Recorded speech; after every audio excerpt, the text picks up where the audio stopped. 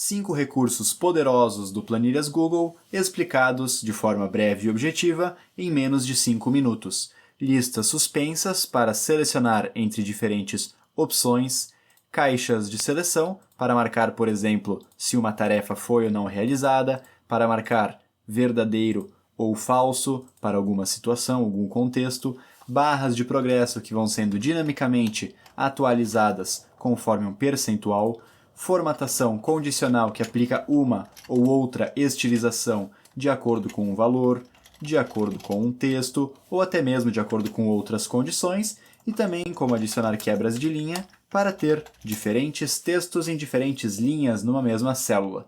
Então vamos para a prática aprender um pouco mais sobre isso. Lembrando que nesta aula iremos aprender sobre esses recursos de forma mais simples, rápida e objetiva, mas caso queira aprender sobre esses e outros recursos de forma um pouco mais detalhada, há mais de 100 vídeos sobre planilhas Google aqui no canal.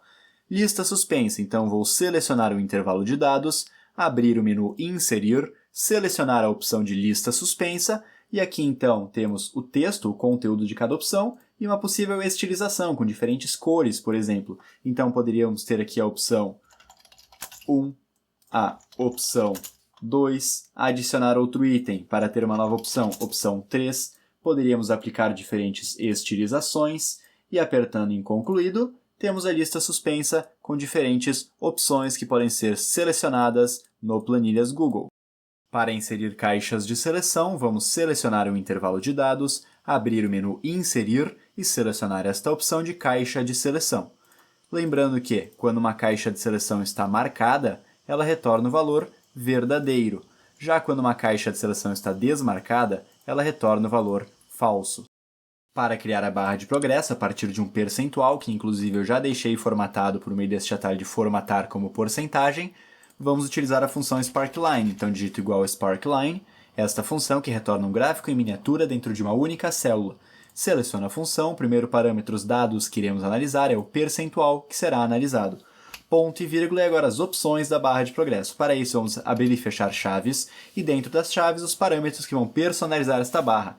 Então vou abrir e fechar aspas duplas, digitar chart type, que é o tipo de gráfico, após o fechamento das aspas, barra invertida, abrir e fechar aspas duplas, bar. Então, tipo de gráfico é um gráfico de barras.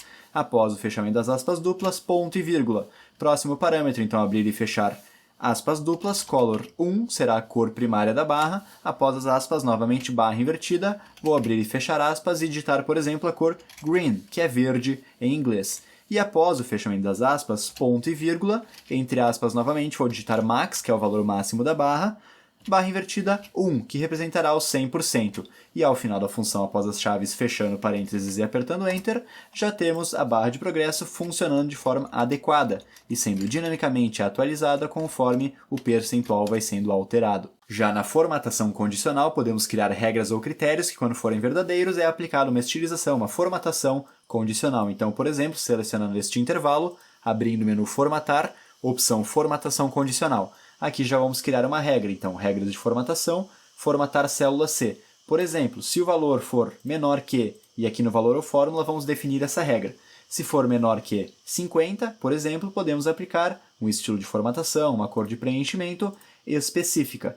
Adicionar outra regra, e se o valor for maior que, por exemplo, 50, podemos aplicar uma outra formatação, uma outra estilização. E dessa forma, com essas regras, por exemplo, valores maiores que 50 possuem uma estilização, uma formatação, valores menores que 50, outra estilização e formatação, e assim por diante. E podemos também fazer para textos, então selecionando, por exemplo, este intervalo, abrindo o menu Formatar, Formatação Condicional, Formatar Célula C. Se o texto é exatamente, por exemplo, aprovação, podemos ter uma estilização específica. Adicionar outra regra, e se o texto é exatamente, por exemplo, recuperação, podemos ter um estilo de formatação, uma cor de preenchimento específica. Apertando em concluído, também já temos essas regras funcionando. Então, recuperação possui uma estilização e formatação, a aprovação possui outra. E para finalizar, para adicionar quebra de linha em um texto, lembrando que estou utilizando o sistema operacional Windows, posso utilizar o atalho Alt-Enter